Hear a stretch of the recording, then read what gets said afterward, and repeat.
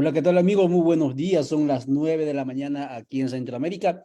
Este es el programa que les habíamos prometido y ayer iniciamos justamente con Ramón Grossfogel sobre, lo hemos titulado Reflexiones continentales en el espacio de Aviala Soberana, que ustedes ya los que nos siguen a través de las ondas de Radio Victoria, Codeca Guatemala, Rondas Campesinas del Perú, también nos están siguiendo y estamos también transmitiendo en Minca Comunicaciones Argentina, Alcarajo.org en Colombia, Roxinaco Internacional del Ecuador y otros canales también aquí por Centroamérica.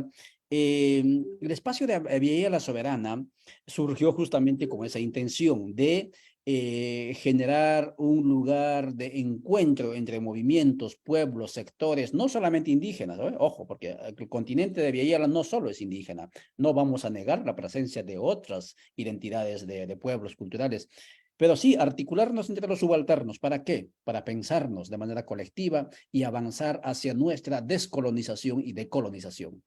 Y en ese marco, en el último evento del año pasado, en diciembre, en Guatemala, donde participaron más de 60 organizaciones del país y creo que eran unas 40 organizaciones internacionales, se decidió que nos íbamos a centrar en el 12 de octubre. Incluso hablamos de hacer movilizaciones.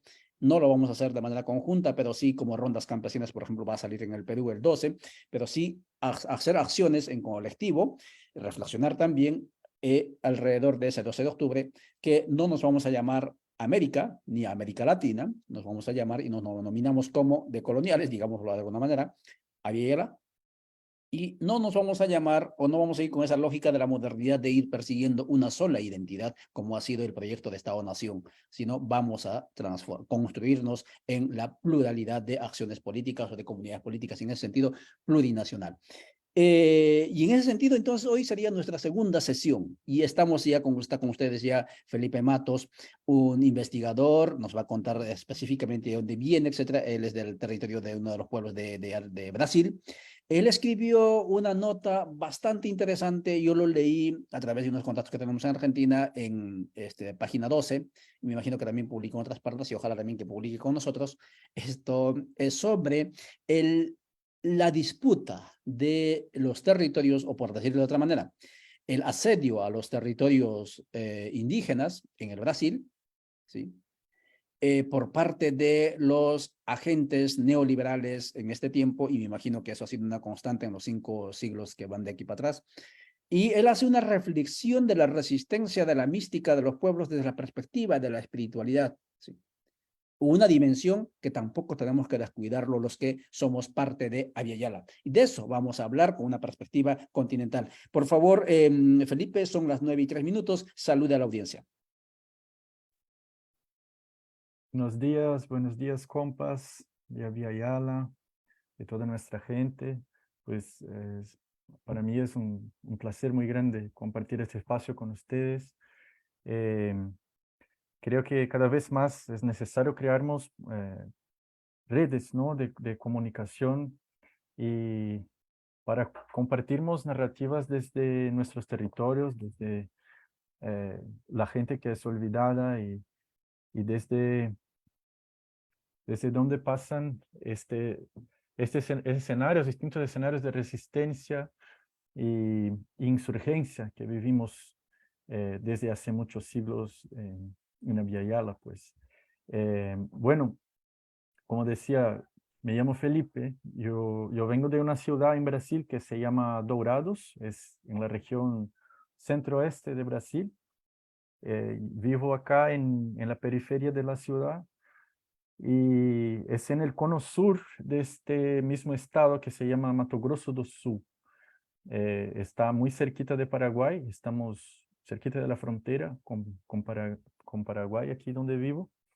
Y este es el territorio ancestral de los pueblos Guaraní Kaiowá, los pueblos con quien camino y aprendo cotidianamente. Yo soy antropólogo y también militante del Comité Leguerín Abya, una iniciativa del pueblo kurdo para la difusión del confederalismo democrático. Leguerín en homenaje a una mártir argentina pues, que cayó en la lucha revolucionaria en Kurdistán. Y desde Leguerín también planeamos pues, estos encuentros y esta aproximación entre diferentes pueblos con las palabras de sus luchas. Eh, entonces esto espero compartir un poco con ustedes, aprender también con ustedes y, y bueno, que construir una charla de resistencia colectiva en el día de hoy. Esto, compa. Muchas gracias, Felipe Matos. Entonces, esa es su trayectoria, ese es su espíritu, de ahí viene también su compromiso para con los pueblos.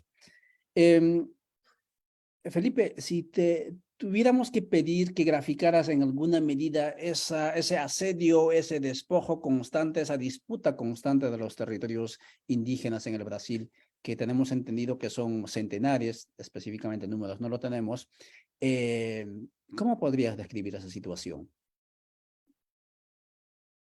Bueno, compa, esto depende mucho de la región en que hablamos dentro del proceso histórico, pues como saben, este territorio ocupado por el Estado brasileño es muy largo, ¿no?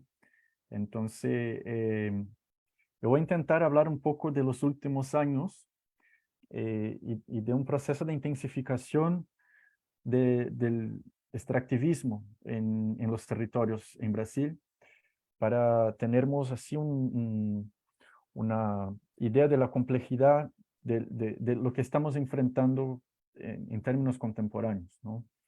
Y claro, sin olvidar que todo esto es un resultado de la invasión europea en un continente donde eh, los pueblos vivían en una situación de abundancia, ¿no?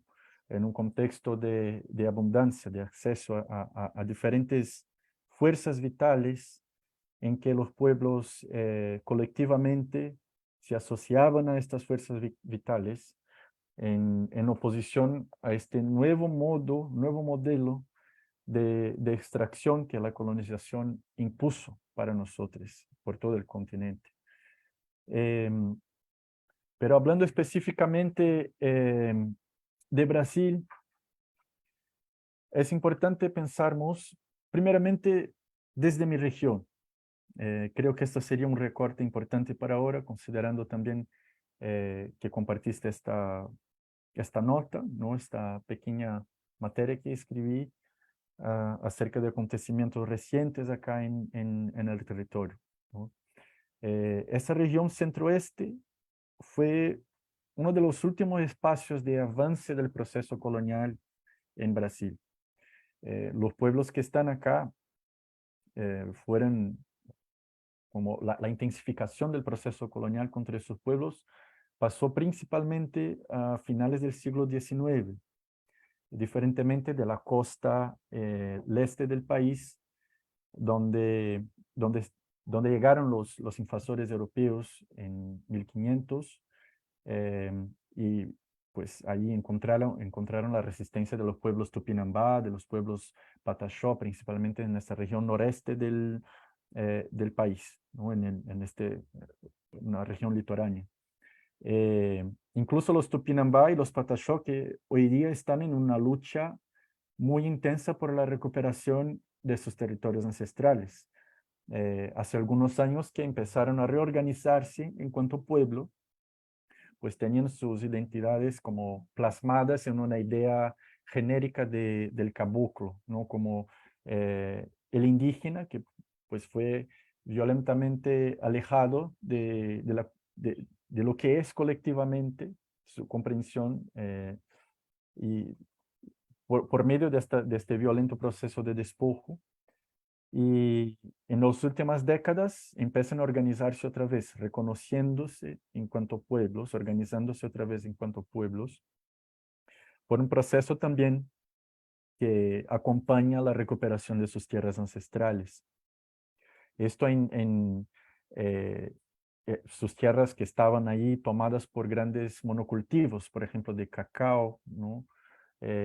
O también por la industria de la madera, de las madereras, ¿no?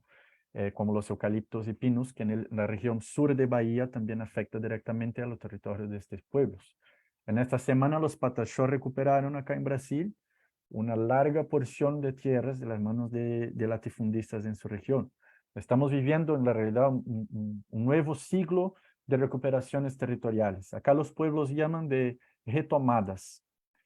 Así llaman estos procesos de recuperación, ¿no?, de tierras ancestrales.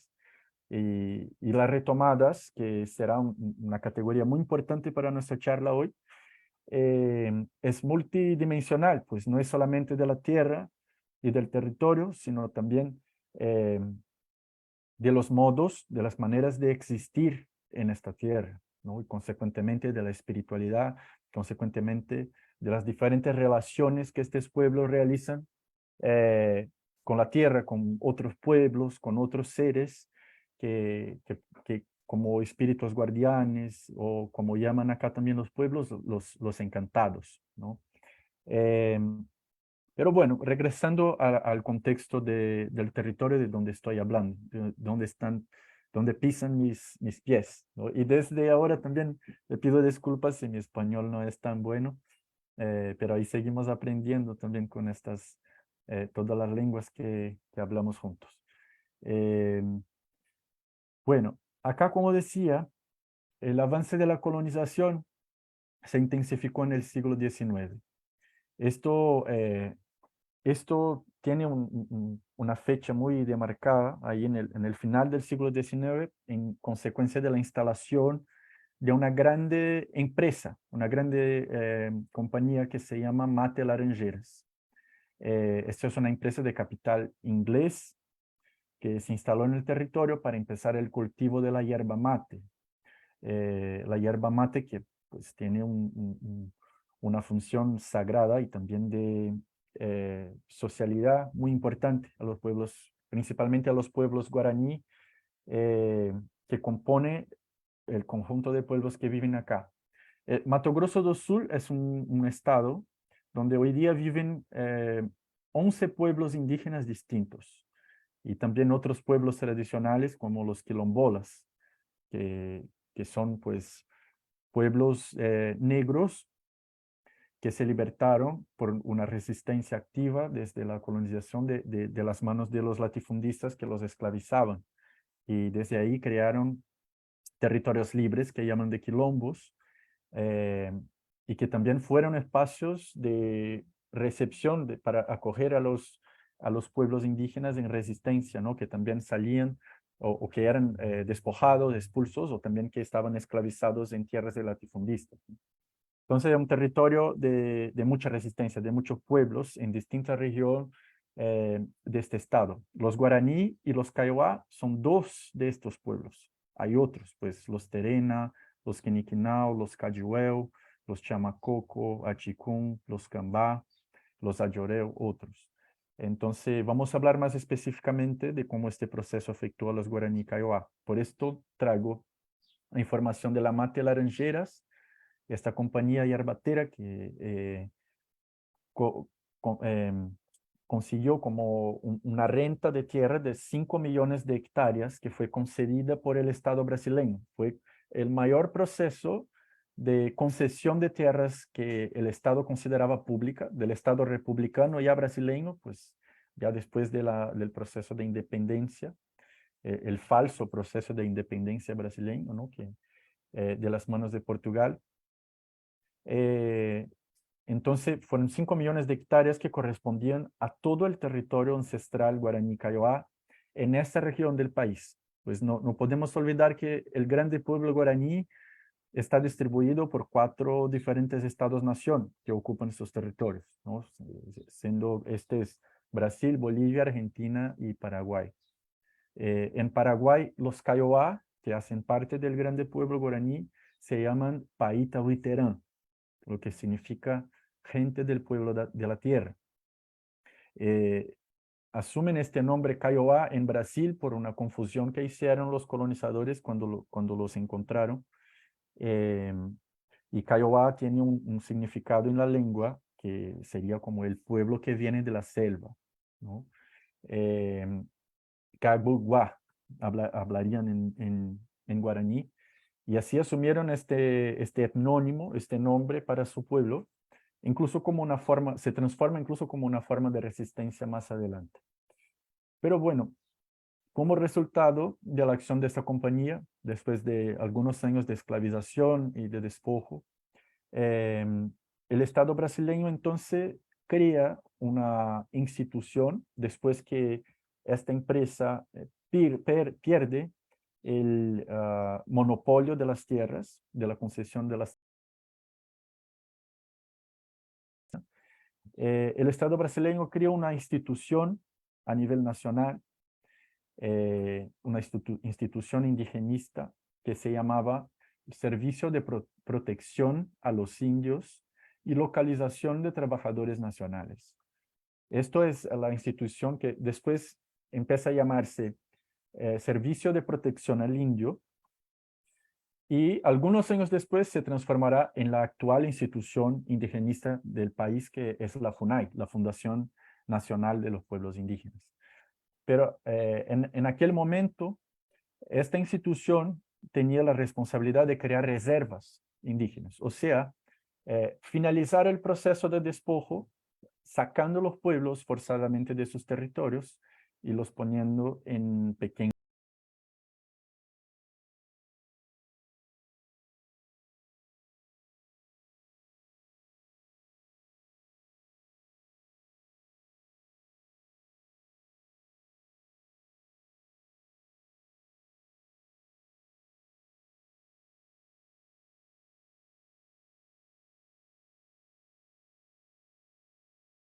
Es especialmente violenta. Es importante decirles que estamos hablando desde el territorio en Brasil, donde la violencia contra los pueblos indígenas es la más grande de todo el país.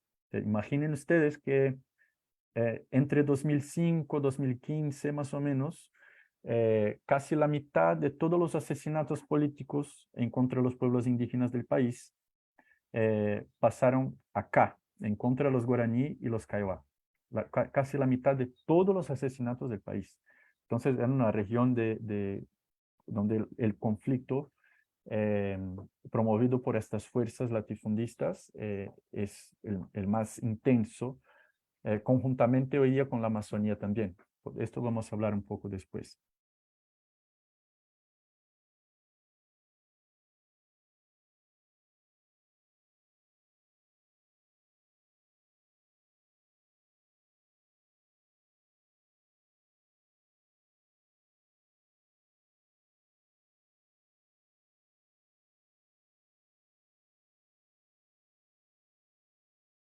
Originarios asediados en Abya Yala, asediados no solamente, como acaba de decirlo Matos Felipe, no solamente por las transnacionales, sino también por el proyecto de Estado-Nación. Falso bicentenario, falsa independencia, indicaba él. Felipe, entrando ya, digamos, a la cuestión actual, y todo lo que nos estás narrando, para nosotros es completamente desconocido. O sea, no podemos imaginar Brasil un continente de continentes, podríamos decirlo así, territorialmente hablando y a nivel de población también. Y sin embargo, en ese espacio desconocido está ocurriendo todo esto. La pregunta es, lo que conocemos aquí y en otras partes es, Lula volvió al poder. Estuvo antes también Lula en el poder. Lula se plantea como progresista, si acaso es una categoría que puede estar de acuerdo o no contigo, pero por lo menos es distinto a los diferentes gobiernos neoliberales.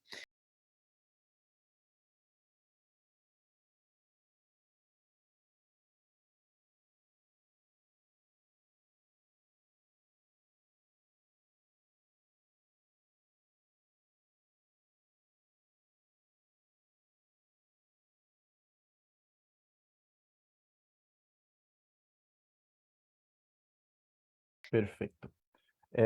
Bueno, hablando de hoy día, claro, es importante esta contextualización histórica porque tiene íntima relación con lo que está pasando hoy con estos gobiernos, con el nuevo gobierno del Partido de los Trabajadores, ¿no? Y cuento esto porque acá en la región, por ejemplo, tuvimos muchos diferentes ciclos de expoliación, diferentes ciclos de extractivismo. En la década de 40 llegó la ganadería, en los 70 los monocultivos de soya y de maíz transgénico que están por todas partes acá. Es un territorio en ruinas, absolutamente devastado, con poquísimos espacios de mata atlántica que restan. Pues acá estamos en un bioma que es una transición de mata atlántica con lo que llamamos en Brasil de cerrado, que es como una sabana, ¿no? Entonces una mata atlántica con características específicas, semidesidual y bueno. En este sentido, este avance histórico llega en un punto máximo justamente después de la dictadura militar, que desde de 1964, ¿no? Cuando pasó el golpe, eh, llega en un punto máximo de intensificación del proceso extractivista, precisamente en los primeros gobiernos del Partido de los Trabajadores. Esto porque en los años 2000, ¿no? 2003, 2004, el primer gobierno Lula, esto porque estábamos viviendo en lo que podríamos llamar de este boom de las commodities, ¿no? Este grande ascenso de las commodities en el mercado global. Lo que el Partido de los Trabajadores en Brasil asumió como su principal agenda político-económica, hacer la defensa de un proyecto político-económico, ¿no? Baseado enteramente en la producción de commodities para la exportación. Entonces tuvimos en este primer siglo del gobierno del Partido de los Trabajadores una expansión muy grande, por ejemplo, de monocultivos de caña de azúcar, ¿no? Pues estaba en este proyecto del etanol, o sea, de producción de alcohol como biocombustible, ¿no? Y esto provocó una expansión sin precedentes de monocultivos de caña de azúcar, pero no solamente esto, también necesitamos recordar del plan de aceleración del crecimiento, el PAC, que pasó por diferentes momentos en el primer gobierno del Partido de los Trabajadores, después cuando en el segundo gobierno de Lula, después con Dilma, esto también se profundiza, o sea, 3 diferentes gobiernos del Partido de los Trabajadores, donde la lógica fue la misma, ¿no? O sea, este plan de aceleración del crecimiento estaba íntimamente vinculado con el proyecto IRSA, ¿no? De esta iniciativa de integración regional sudamericana. O sea, una iniciativa de integración de proyectos de infraestructura y energéticos para permitir la exportación de commodities. O sea, se crearon muchas rutas, se crearon represas hidroeléctricas, también la expansión de los monocultivos, la expansión de la minería, de la mega minería en el país, incluso en Amazonía. Todo esto se intensificó con el plan de aceleración del crecimiento. Y las políticas sociales del gobierno del Partido de los Trabajadores respondían pues a los recursos precisamente del extractivismo. Entonces, con esto intentaban mascarar como públicamente, internacionalmente, lo que estaban haciendo acá en contra de los pueblos indígenas tradicionales, campesinos incluso. Pues vimos desde el primer gobierno del Partido de los Trabajadores un descenso muy intenso de las políticas de demarcación de tierras indígenas y también de regularización de tierras quilombolas, y no solamente esto, pero incluso de tierras destinadas para la reforma agraria. Esto empezó en un descenso muy fuerte año tras año, ¿no? Lo que es claro, aparentemente una contradicción, pero no es una contradicción, pues así es el Partido de los Trabajadores, que hacemos una lectura de que existe un consenso de las commodities, o sea que atraviesa todos los gobiernos, pues no importa el gobierno de turno, este consenso de las commodities será lo que va a dictar como la real razón del impulsionamiento de las políticas de Estado, ¿no? Esto a pesar de que en Brasil tenemos la Constitución de 1988, que fue llamada la Constitución Ciudadana, ¿no? Los pueblos indígenas tuvieron un rol muy importante en esta Constitución. Conquistaron dos artículos muy fundamentales que están en peligro hoy día, a través de mucha sangre, de mucha lucha, pero lo que está en la letra de la Constitución no es lo que hace el Estado. Entonces, de alguna manera es una constitución que nace ya casi muerta, pues las demandas del ritmo del neoliberalismo en curso hacen con que las condiciones legales para la aplicación de esta constitución no sean posibles. Entonces llegamos en un contexto donde viene Bolsonaro y donde la flexibilización de las leyes, de los marcos legales, se escancaran, ¿no? Con una tomada, una subida al Estado brasileño de los sectores más a la derecha del Brasil, incluso latifundistas, agronegocio. Pero no solamente esto, la familia Bolsonaro, por ejemplo, tiene vínculos directos con las milicias, ¿no? Que están en disputa directa por territorios urbanos, rurales incluso de selva, con los narcotraficantes en el país, ¿no? Esto es muy importante porque ahí vemos que el capital para allá de los gobiernos está hoy utilizando de estos mecanismos, ¿no? Extralegales para hacer posible su avance de expoliación en contra de los pueblos. Y con la nueva transformación que vimos, o sea, con el nuevo cambio de gobierno, con la nueva llegada de Lula, inicialmente llega con este discurso de esperanza, ¿no? Con que la gente abraza el gobierno como si fuera una alternativa real. Pero lo que estamos percibiendo es que las cosas no son así, ¿no? Un ejemplo, en los primeros gobiernos de Lula, acá en nuestra región, los asesinatos políticos en contra de los pueblos se intensificaron profundamente y tuvimos como uno de los peores números de tierras demarcadas de las últimas décadas en el gobierno Lula, en los primeros gobiernos Lula, ¿no? Tenemos el ejemplo del Tecojá Picaí, Tecojá es como los guaraní Kaiowá llaman los territorios ancestrales, ¿no? Significa el lugar donde podemos existir de acuerdo con nuestras costumbres. Apicaí es un Tecojá, un territorio guaraní Kaiowá que estaba en una disputa directa con grandes empresas del agronegocio y una usina que producía caña de azúcar, directamente financiada por este plan de expansión de los canaviales del gobierno Lula, ¿no? Solamente esta compañera Damiana, que vive hasta hoy día en como la franja de la ruta, pues sufrió 7 despojos, 7 desalojos en su tierra. Solamente ella sola perdió 11 personas de su familia, que cayeron mártires en la lucha por la tierra, por la recuperación de este mismo territorio, ¿no? Entonces, para mí, como Damiana, es un símbolo muy grande, muy importante de las resistencias que tomaron parte en contra del gobierno del Partido de los Trabajadores, desde los pueblos. Así como los pueblos de Xingu, cuando abrieron la usina hidroeléctrica de Belo Monte, o cuando asesinaron a entidades espirituales del pueblo Mundurucú a través de otras usinas hidroeléctricas. O sea, que son cascatas donde es el nacimiento del pueblo mismo y la casa de estos espíritus, ¿no? Esto también pasó en ese primer siglo.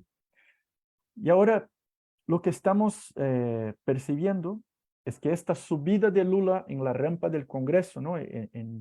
Que es la foto que circuló todo el mundo, con pueblos indígenas, con quilombolas, con los pueblos negros, con un montón de personas como representando la diversidad. Esto fue una farsa, ¿no? Una farsa para permitir que las alianzas y los acuerdos, incluso con la derecha brasileña, pasaron por bajo de como acá decimos, por debajo de los panos, ¿no? Como donde los ojos no pueden mirar, estaban pasando estos acuerdos. Todo esto para permitir un nuevo proceso, ¿no?, de flexibilización del uso de la tierra, para permitir que las cadenas extractivas ingresen con más intensidad en los territorios. Esta es la realidad de lo que está pasando en Brasil. Y podemos utilizar como ejemplo el último juicio del marco temporal, que es una tesis de los latifundistas, una tesis jurídica de los latifundistas, que intenta hacer con que los territorios indígenas que no estuvieran comprobadamente ocupados en el 5 de octubre de 88, o sea, cuando la constitución de que yo hablaba antes fue promulgada, fue aprobada, los pueblos que no estuvieron allá comprobadamente en sus tierras en esta fecha no tendrán más derecho de reivindicar sus tierras, o sea, de garantizar la demarcación de sus tierras. Pasó este juicio en el Supremo Tribunal Federal y derrumbaron la tesis del marco temporal. O sea, fue un juicio favorable a los pueblos indígenas, resultado de mucha movilización a través de la articulación de los pueblos indígenas de Brasil, que reúne pues todos los pueblos en una coordinación común.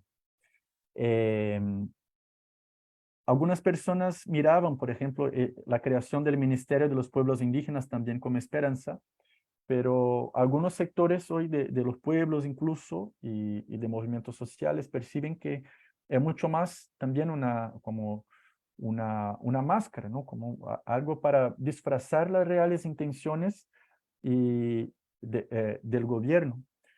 Pues pasa que el ministerio actúa mucho más como yo no sé cómo hablar en español, pero como un enfeite, como eh, o sea, como una como para engañarnos, ¿no? Como de que algo está avanzando y que los derechos están avanzando, y ahí ponen como personas que simbolizan los pueblos, pero en la práctica no tienen casi ninguna autonomía para hacer muchas cosas y avanzar efectivamente en lo que es más importante, que es la recuperación de los territorios ancestrales, ¿no? Entonces vemos una presión institucional muy grande para rechazar a los derechos de los pueblos, y por otro lado, con la ineficacia, no es ni una imposibilidad, o sea, lo que dicen los partidarios del gobierno hoy es que Lula está bajo una presión de los sectores extractivistas y no puede hacer lo que quiere hacer. Pero la realidad es que no quiere hacer, pues no quiere confrontarse con la misma gente con quien necesitó como realizar alianzas para tener este cargo en el gobierno, ¿no? Entonces, regresando a la cuestión del marco temporal, esta tesis que fue derrumbada en el Supremo Tribunal Federal, en el judiciario, ahora regresa a través de otro proyecto de ley, que es un proyecto de ley que está en discusión en el Congreso Nacional, el proyecto de ley 2903 de 2023, y que otra vez propone, este mismo proyecto de ley propone el marco temporal, la aplicación del marco temporal, y otras cosas más, como por ejemplo la apertura total de las tierras indígenas en Brasil para el extractivismo, la abertura total de las tierras para minería, para monocultivos, para el avance de procesos destructivos que están transformando a los territorios en zonas de sacrificio, ¿no? Esta ley está intentando hacer que se torne como legal la expansión de estos megaproyectos en los territorios. Incluso es un proyecto de ley que rechaza la aplicación de la Convención 169 de la OIT, y no solamente eso, como también permite el contacto con poblaciones, con pueblos indígenas en situación de aislamiento voluntario, o sea, que no tienen contacto con el Estado, permitiendo el avance de iglesias y otros proyectos que llaman de interés nacional en este proyecto de ley, permitiendo también parcerías y cooperación entre los que no son indígenas, empresarios y organizaciones indígenas, lo que también está causando como parte de un proyecto de contrainsurgencia, un divisionismo, muchas contradicciones a nivel territorial, ¿no? Vemos, por ejemplo, acá en la región, esto incluso está en este artículo de que ustedes hablaban, ¿no? Del asesinato de dos rezadores, un rezador y una rezadora, a través de un incendio, o sea, fueron quemados vivos, en función del avance de iglesias pentecostales en territorios acá, de los Guaraní Kaiowá, pero que están íntimamente conectadas con la renta de la tierra para producción de soya, de monocultivos de soya. Este fenómeno está pasando en otras regiones, lo que demuestra que es un proceso sistemático, ¿no? Está pasando en el sur, está pasando en el sureste. Y en la Amazonía, en otras formas también está pasando esto, a través del garimpo, que intenta capitular, cooptar a los pueblos para trabajar y defender el garimpo, a través de la minería y otras situaciones, ¿no? Entonces, este proyecto de ley hoy día es una de las más grandes amenazas jurídico-políticas que enfrentan los pueblos indígenas en Brasil. Y hasta el día 20 de este mes, el gobierno Lula tendrá la posibilidad de vetar integralmente esta ley o no, o quizás vetar una parte y dejar que pase el resto. O sea, y lo que estamos comprendiendo es que el gobierno Lula no irá, no va a vetar esta ley, no va a posicionarse favorablemente a los pueblos indígenas. Y esto abrirá un nuevo ciclo de intensificación de la explotación de los territorios, un nuevo ciclo de despojos y consecuentemente un nuevo ciclo de profundización del genocidio, del etnocidio que estamos viviendo, que estamos percibiendo los pueblos enfrentando también, y que lado a lado pues también estamos intentando resistir a este proceso con muchos mártires, con muchas pérdidas cotidianas a nivel territorial, que puede intensificarse, pues el gobierno ahora no confronta directamente a los intereses de los latifundistas, de los ricos y de las cadenas de extracción. Muchas gracias, Felipe. Felipe Matos conversando en este espacio cuando son las 9:38. Saludamos a toda nuestra audiencia que nos está siguiendo, especialmente en Guatemala. Está en el 9º día del paro. Estamos cubriendo constantemente lo que está ocurriendo en los diferentes puntos, más de 120 puntos tomados en el país. Estamos cubriendo y hemos hecho un interín, un espacio para poder conversar en este marco que hemos llamado, este ciclo que hemos llamado Reflexiones Continentales. Hoy, segundo día, con Felipe Matos. Él es investigador, él es muy comprometido, como acaban de escuchar, con los sueños de cambios. Hay algunas ideas que nos deja Felipe, que lo voy a mencionar. Territorios en disputa como espacios de sacrificio. Suena bastante fuerte el término, y eso es lo que está ocurriendo. Nos está narrando, todo lo que nos está narrando Felipe con un lenguaje actual es lo que vivieron y lo que creíamos que había pasado ya hace 5, 4, 3 siglos atrás durante el colonialismo externo. Y ahora en este colonialismo interno bicentenario está en la misma situación. Y esto que decía de quemar vivos a guías espirituales, que también aquí en Guatemala ocurre, es una constante. Y en ese sentido, lo que está haciendo Felipe con su lenguaje, digamos, un tanto académico, técnico, que por cierto es válido y agradecemos ello, lo que está diciendo es lo que los pueblos lo afirmamos constantemente. Continuamos en una condición de colonialismo interno bicentenario republicano. Y aquí viene la pregunta, entonces, y con eso terminamos, Felipe, no sé si te puedes tomar unos 2, 3 minutitos. ¿Cuáles son los desafíos desde Brasil, pero también para el continente, pero desde Brasil, para que los pueblos sobrevivan a este colonialismo interno, hashtag, o quizá sinónimo de masacre, sinónimo de etnocidio, sinónimo de etnofagia, etcétera? ¿Cuáles son los desafíos? ¿Qué tenemos que hacer? Bueno, compa, sí, esta es la cuestión principal, creo, ¿no? Que estamos enfrentando, que estamos intentando pensar colectivamente desde el colectivo, desde nuestras herramientas de construcción de nuevos mundos, ¿no? que ya están pasando en los territorios liberados de estas cadenas de extracción, ¿no? Yo creo que los desafíos que tenemos ahora es comprender que los masacres hacen parte como una refuncionalización de la colonización misma, de este nuevo proyecto de extracción de valor, de acumulación capitalista que estamos enfrentando. Entonces, el desafío, creo, es mirar con mucha desconfianza a las leyes y a los proyectos institucionales y volver a mirar con más intensidad, con más atención, con más cuidado a las prácticas comunitarias, ¿no?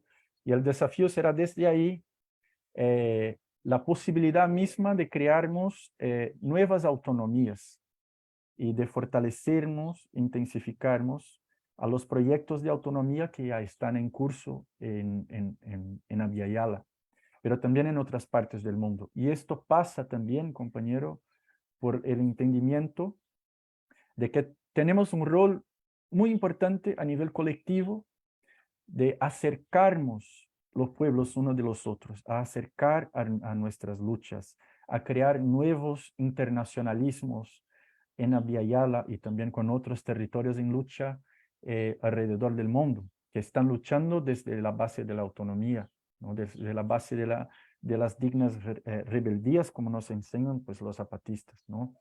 Entonces creo que los desafíos que tenemos son estos, y para allá de estas cuestiones, de seguir pues trabajando la tierra, que es todo lo que tenemos, compa, la posibilidad de crear autonomía a través de la recuperación también de la tierra y de los espacios de salud y de autonomía alimentar que necesitamos crear. Pues ya está algunos liderazgos espirituales acá, algunos rezadoras dicen que la tierra está podrida y pues necesitamos urgentemente recuperarla de las manos de los latifundistas para hacerla vivir otra vez, ¿no?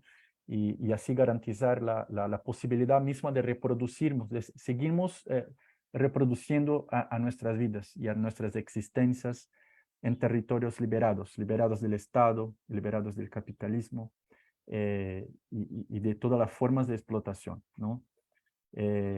Estas creo que son nuestros desafíos ahora, hermano, y así seguimos. Muchísimas gracias, Felipe Matos. Desde el Brasil conversó con nosotros sobre esta realidad dura del colonialismo interno que en las escuelitas y en las universidades nos narran como un hecho pasado, del pasado, pero no. Eso es una constante y el desafío de la emancipación, lo que él utiliza el término de autonomía, de la organización, es una constante también. Muchas gracias, Felipe, por tu tiempo. Gracias, amigas y amigos, por vuestra atención. Inmediatamente entramos con reportes desde los territorios, desde los puntos de tapa de caminos en este espacio de Radio Victoria, y gracias a nuestros seguidores por mover este contenido. Nos veremos.